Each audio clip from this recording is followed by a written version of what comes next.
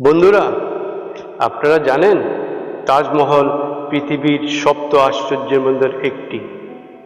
আজ আমি তাজমহল নিয়ে আপনাদের সঙ্গে কিছু অজানা কাহিনী আপনাদের শেয়ার করব।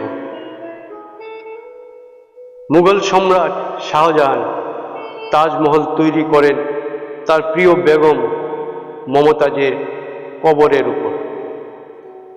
সাদা মার্বেল বা শ্বেত পাথর দিয়ে তাজমহলটি তৈরি করা হয়।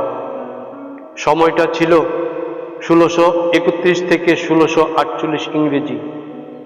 পুরো তাজমহলটি শ্বেত পাথরের তৈরি এবং তার মধ্যে আছে নানা ভাস্কর্য।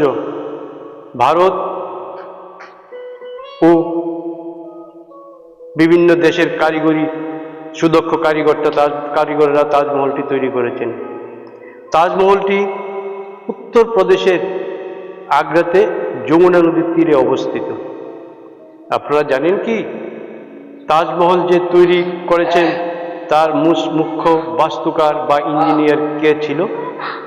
ওনার নাম ছিল উস্তাদ আহমেদ লহরি। উনি ভারতীয় ইসলামিক শিল্প শৈলীতে তাজমহল তৈরি করেন। এই অপূর্ব সৃষ্টিকে দেখতে পৃথিবীর বিভিন্ন প্রান্ত থেকে লোক আসছেন এই ভালোবাসার প্রতীক তাজমহলকে দেখতে। কেমন লাগলো তা লাইক করে জানাবেন। ধন্যবাদ।